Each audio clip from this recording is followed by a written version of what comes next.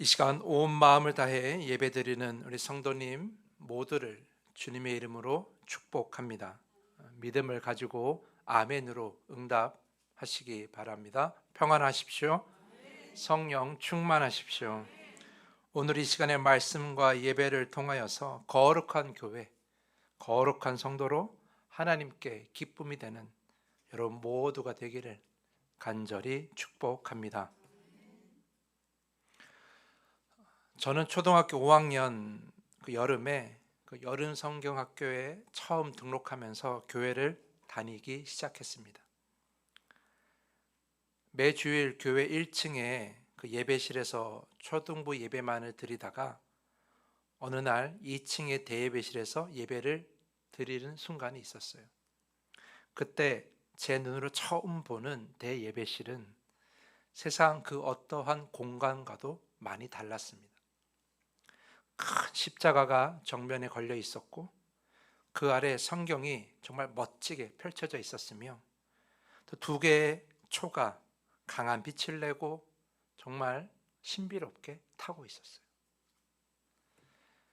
담임 목사님의 설교의 그 음성은 강대상, 그 웅장한 강대상에서 크게 울렸고 강단의 바닥은 회중성과 확연하게 비교되는 붉은 카펫이 깔려 있었어요. 그리고 양옆으로 세워진 큰 높은 벽에는 모양이 다른 스테인드 글라스가 붉은 벽돌의 벽과 어우러져 가득 채워져 있었는데 그것을 통해 들어오는 그 형형색색의 빛이 너무나 예뻤어요. 바닥에서 천장까지는 매우 높아서 고개를 한참 들어야 그 천장의 조명이 보일 정도로 높았고 그곳을 가득 채우는 그 오르간의 소리와 찬양대의 소리는 저의 마음을 너무나 크게 울렸어요. 이게 제가 대예배를 처음 드린 그 순간의 경험이에요. 어린 저에게 그 공간은 낯설면서도 평안했어요. 그리고 하나를 깨달았어요. 아, 교회는 이런 곳이구나. 교회는 이렇게 세상과 많이 다른 곳이구나. 제가 그때 처음 경험해 보았습니다. 오늘 우리는 사도신경에서 나는 거룩한 교회를 믿습니다라는 고백을 함께 생각해 보고자 합니다. 거룩한 교회를 믿는다는 것은 교회가 거룩해야 한다는 것을 믿는다는 것과 같은 의미죠. 그래서 이 고백을 우리가 제대로 하기 위해서는 거룩하다는 말의 의미를 우리가 온전히 알아야 할 것입니다. 구약 성경의 원어인 히브리어로 거룩함은 카도시라는 단어를 번역합니다. 이 카도시는 기본적으로 자르다, 쪼개다, 분리하다라는 의미를 가지고 있는데 이 거룩하다는 성경 안에서는 구별된다라는 의미로 이 카도시가 사용됩니다. 그러니까 거룩한 성도는 구별된 성도라는 의미고 거룩한 교회는 구별된 교회라는 것을 의미하는 것이죠. 우리는 이 명제를 부정하지 않습니다. 세상 속에 교회가 존재하지만 그러나 세상과는 뭔가 다른 모습을 보여줘야 된다고 생각합니다. 왜 그렇게 생각합니까?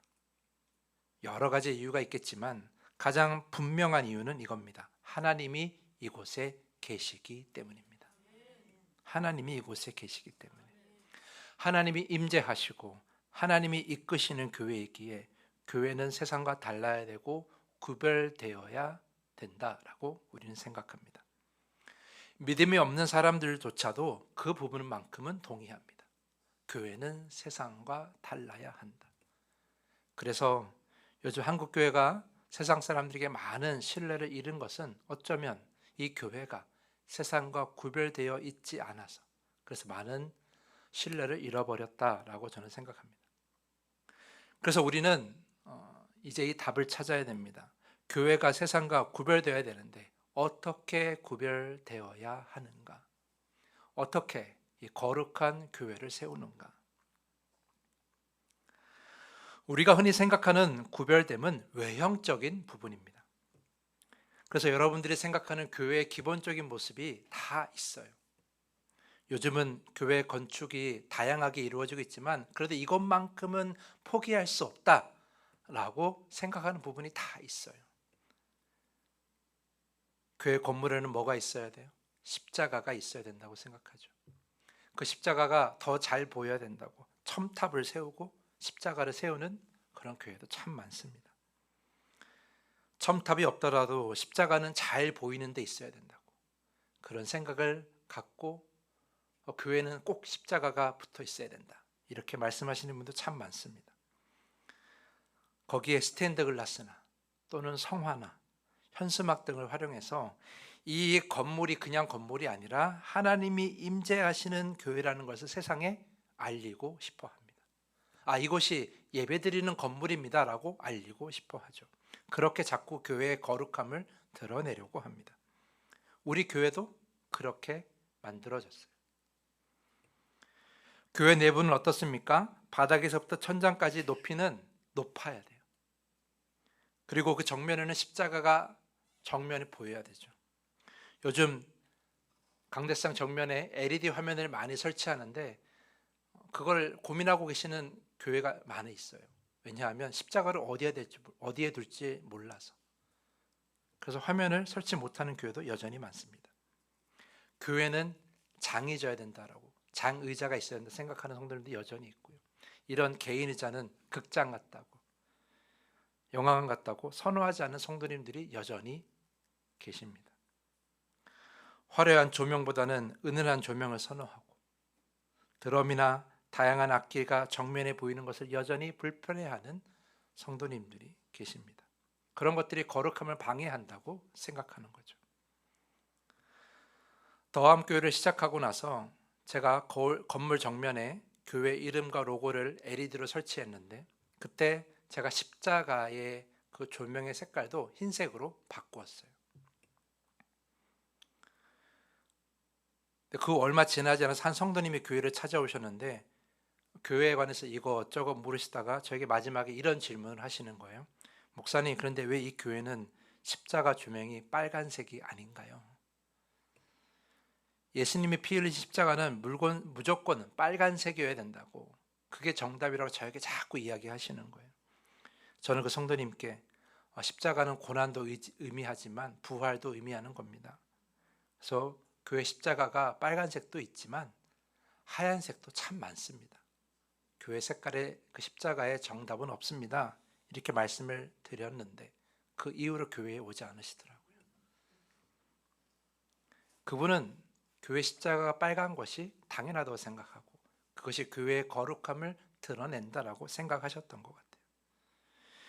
이렇게 교회의 거룩함과 그 구별됨을 어떤 외형적인 그런 모습으로 생각하시는 성도님들이 참 많습니다. 오늘 본문 속의 다윗도 같은 생각을 했습니다. 오늘 본문 1절을 보니까 다윗은 모처럼만의 평안한 시간을 보내고 있었습니다.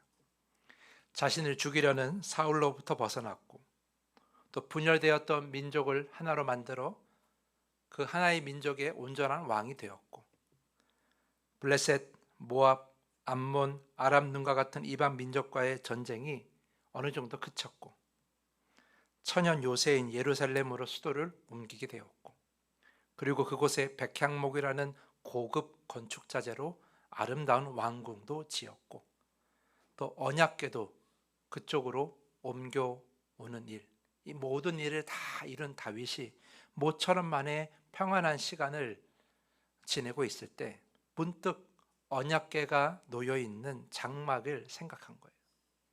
장막을 보니까 자신은 튼튼하고 아름다운 궁에서 살고 있는데 저 하나님의 언약궤가 놓여있는 장막은 너무나 오래돼서 남루하고 초라하고 조잡해 보이는 거예요. 다윗은 그때 생각합니다. 이건 말이 안 된다. 어떻게 이럴 수 있겠느냐.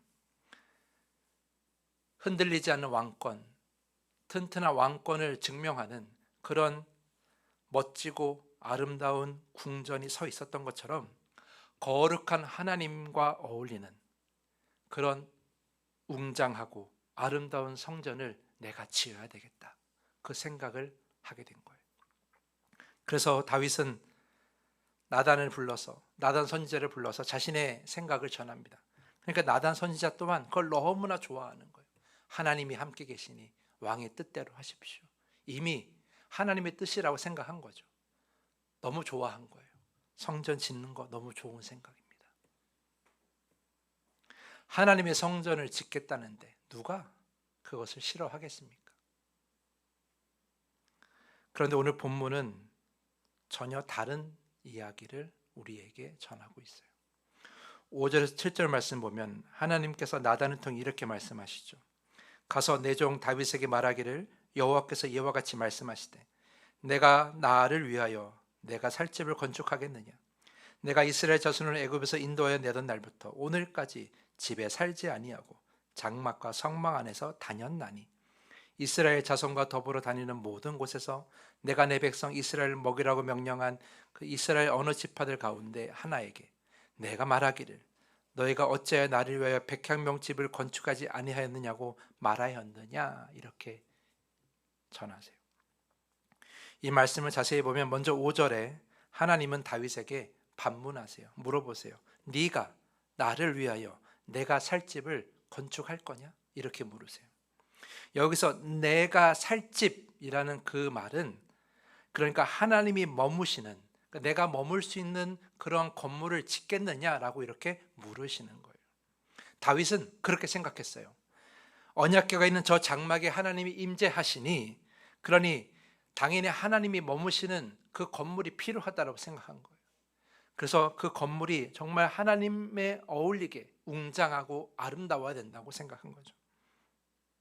하나님이 머무시는 건물, 하나님 머무시는 건물이 성전, 그 성전을 지으려고 생각한 거예요. 그런데 하나님은 다윗에게 전혀 다른 이야기를 하세요. 장막은 내가 머무는 곳이 아니다라고 이렇게 말씀하시는 거예요. 6절 말씀 다시 읽어보면 내가 이스라엘 자손을 애굽에서 인도하여 내던 날부터 오늘까지 집에 살지 아니하고 장막과 성막 안에서 다녔다 이렇게 말씀하세요. 살지 않았다, 집에 살지 않았다 무슨 뜻이에요? 나는 그저 머문 것이 아니다라고 말씀하시는 거예요. 출애굽의 순간부터 지금까지 단 한 번도 나는 그 어떠한 건물에 살지 않았다, 어떠한 이 장막에 살지 않았다, 어떠한 공간에도 머물지 않았다라고 지금 단호하게 말씀하시는 거예요. 대신 뭐라고 말씀하세요? 나는 장막과 성막 안에서 다녔다라고 말씀하세요. 나는 다녔다. 이 말씀에서 중요한 건 뭐예요? 이 다녔다라는 이 말씀이에요. 이 다녔다라고 번역된 히브리어 원어는 미트 할레크라고 이렇게 얘기하는데, 이 미트 할레크라는 단어는 걷다, 행하다를 뜻하는 히브리어 동사 할라크에서 온 단어예요. 이 할라크에서 미트 할레크가 만들어지는데, 이 미트 할레크라는 단어는 단순히 어디로 이동하여 걷는다라는 의미를 가지고 있는 것이 아니에요.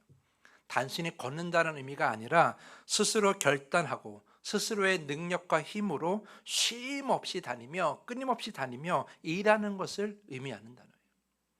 우리가 이 단어를 좀 더 쉽게 이해하기 위해서 이 단어가 쓰인 다른 말씀을 하나 볼 건데요. 바로 창세기 3장 8절 말씀이에요. 화면에도 나오는데요. 이 말씀 보면 이렇게 기록되어 있어요. 그들이 그날 바람이 불 때 동산에 거니시는 여호와 하나님의 소리를 듣고 아담과 그의 아내가 여호와 하나님의 낯을 피하여 동산 나무 사이에 숨은지라.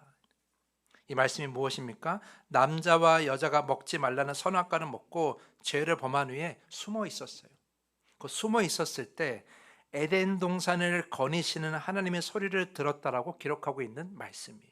그런데 여기서 거니시다라고 번역된 이 단어의 원어가 아까 우리가 보았던 다녔다라고 번역된 그 말씀과 동일한 미트 할라크라는 단어예요. 그렇다면 하나님께서 에덴 동산에 거니신다는 말씀이 무슨 의미일까요? 단순히 걸어다니는 걸까요? 아니에요. 제가 책을 찾아보니까 이 미트 할레크라는 단어를 이렇게 설명하더라고요. 하나님께서 당신의 뜻을 실현하시기 위해 움직이시되 범죄한 아담과 하와를 향하여 쉼없이 노력하고 계심을 묘사하는 단어다. 이렇게 설명하는 거예요. 그러니까 무슨 의미예요? 그렇게 아담과 하와를 위해서 열심히 계속해서 일하시는 하나님의 모습, 그것을 보여주는 단어가 바로 이 거니시다라는 단어라는 거예요. 그러니 사랑하는 성도 여러분, 우리가 여기서 무엇을 알 수 있습니까? 다윗은 이 장막에 임재하시는 하나님을 잘못 이해한 거예요. 그저 하나님이 장막에 머물러 계시는 줄만 알았어요. 하지만 하나님은 단지 머물러 계시는 분이 아니세요. 장막은 단지 하나님이 머무시는, 하나님이 앉아 계시는, 하나님이 쉬시는 그런 공간이 결코 아니라는 거예요. 장막은요, 하나님이 스스로 다니시는 공간이에요. 좀 더 명확하게 말하면 장막은 하나님이 일하시는 곳이다, 이렇게 우리가 이해할 수 있는 거죠. 에덴 동산에서 하나님의 뜻을 이루기 위하여 쉼 없이 거니신 것처럼 이스라엘 백성들과 더불어 하나님의 뜻을 이루기 위해, 그 언약을 이루기 위해 장막에 임재하셔서 쉼 없이 걸어 다니신 하나님, 그것을 우리에게 가르쳐 주고 계시는 거죠. 쉼 없이 일하시고 쉼 없이 일하시는 그 하나님, 그 하나님을 지금 오늘 다윗에게 이야기하고 계시는 거예요. 자, 성전을 짓겠다고 다짐한 다윗에게 나단 선지자를 통해 하나님께서 하신 말씀이 사실 오늘 본문이 다가 아니라 사무엘하 7장 5절부터 15절까지거든요. 굉장히 긴 말씀인데 그 본문에서 하나님이 내가라고 하는 말씀을 몇 번이나 하는 줄 아십니까? 한번 보시겠어요? 5절부터 15절까지 내가라는 단어가 몇 번 나옵니까? 잘 모르시겠죠? 5절부터 15절까지 내가라는 단어가 무려 11번이나 나와요. 내가 머물렀다, 내가 인도했다, 내가 먹였다, 내가 말했다, 내가 주권자로 삼았다, 내가 함께 있었다, 내가 정했다, 내가 명령했다, 내가 견고하게 하였다, 내가 징계하였다, 내가 물러나게 하였다. 무려 11번이나 내가 이걸 계속해서 강조하시는 거예요. 무려 11번이나 내가 했다고 강조하시면서 하나님께서 다윗에게 말씀하시는 게 뭐예요? 나는 그저 머물기 위해 장막을 만든 것이 아니다라는 거예요.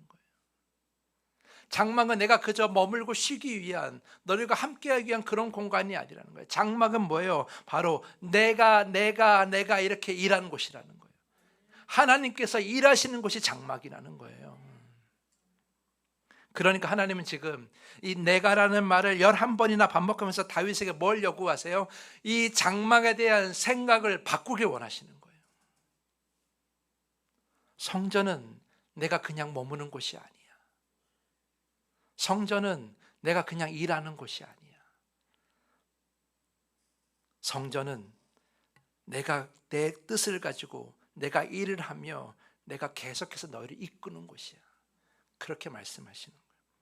성전은 머무는 곳이 아니고 일하시는 곳이고 뜻을 이루는 곳이라고 계속해서 내가라는 말을 11번이나 반복하면서 우리에게, 다윗에게 가르쳐주고 계시는 것이죠. 사랑하는 성도 여러분, 우린 지금까지 교회의 거룩함에 대해서 잘못 생각했어요. 거룩한 십자가를 세우면 거룩한 교회이고, 교회 안의 공간이 거룩하면 거룩한 교회이며, 누가 봐도 거룩한 예배를 드리면 거룩한 교회이고, 교회 안의 성도들이 거룩한 모습을 보여주면 우린 거룩한 교회를 세웠다라고 생각했어요. 오늘 본문의 다윗도 마찬가지죠. 거룩한 하나님과 어울리는 그런 성전을 지으면 그것이 하나님의 기쁨이 되고 거룩한 성전이 될 거라고 생각했어요. 하지만 거룩함은 단순히 외형적인 모습으로 이루는 것이 아니었어요. 하나님이 임재하셔서 온전히 일하시는 곳이야말로 진짜 거룩한 교회라는 거예요. 하나님이 오셔서 하나님의 뜻을 이루어야만이 진짜 거룩한 교회라는 거예요. 하나님이 오셔서 오롯이 그 교회를 이끌어 주셔야만이 그것이 진짜 거룩한 교회라는 거죠. 아무리 거룩한 십자가를 교회 밖에와 교회 안에 세워도 남들이 부러워할 만한 그런 비싼 십자가를, 거룩해 보이는 십자가를 우리가 높이 세운다고 할지라도 하나님이 일하시지 않고 그저 사람이 일하는, 사람의 생각으로만 세워지는 교회는 거룩한 교회라고 할 수가 없어요. 사람의 생각으로, 사람의 손으로 아무리 거룩하게 이 교회를 꾸며놓는다고 할지라도, 그래서 누가 봐도 이 교회는 정말 거룩해 보인다고 말할지라도, 아름답고 거룩한 스테인드 글라스가 있어도, 그런 거룩한 성구가 아무리 많아도 하나님의 뜻이 이루어지지 않으면 그건 거룩한 교회가 아닌 거예요. 누가 봐도, 아니 영상으로 봐도 정말 그 예배가 은혜스럽다, 그 예배가 거룩하다라고 칭찬하는 그런 예배를 우리가 매주일 드린다고 할지라도 온전히 하나님이 이끄시지 않는 교회는 절대 거룩한 교회가 될 수 없는 거예요. 거룩한 교회를 세우는 거룩한 성도도 마찬가지죠.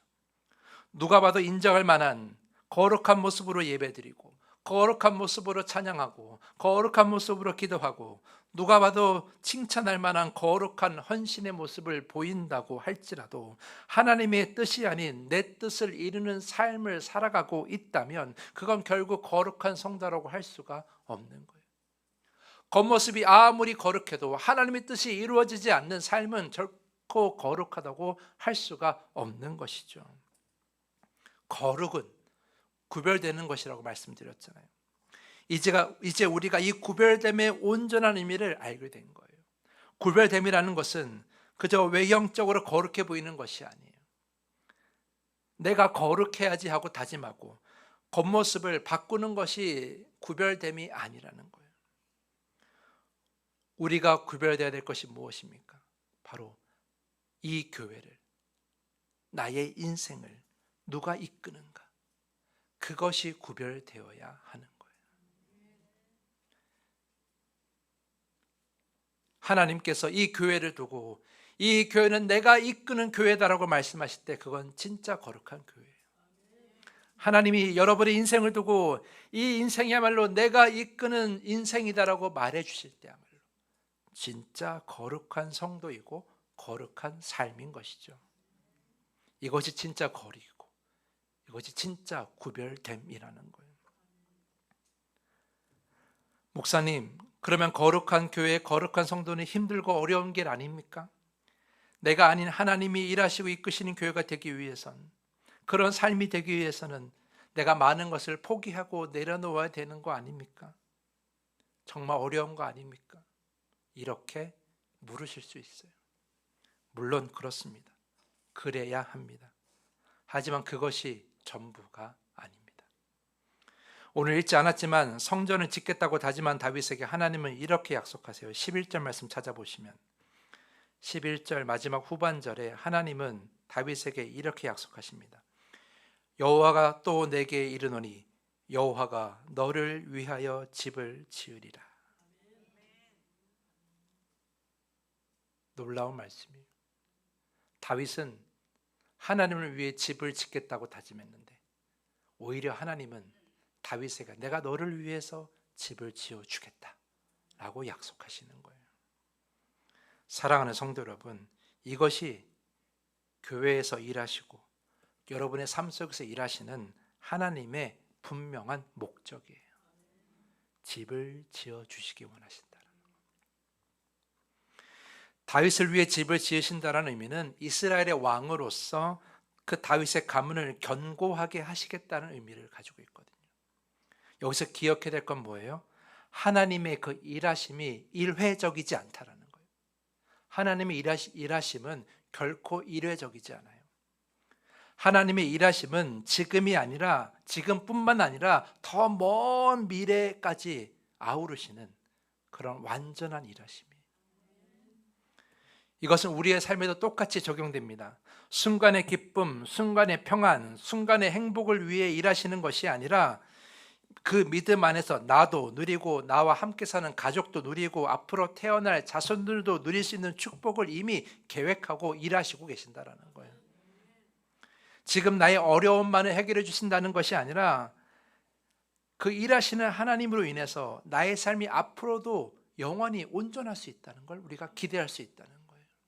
하나님의 일하심은 일회적이지 않고 우리의 삶과 우리의 가문, 우리의 후손들까지 다 아우르시는 그런 완전한 일하심이기 때문에 우리가 하나님의 일하심을 기대한다는 건 결코 힘든 일이 아니라는 거예요. 하지만 우리는 어떻습니까?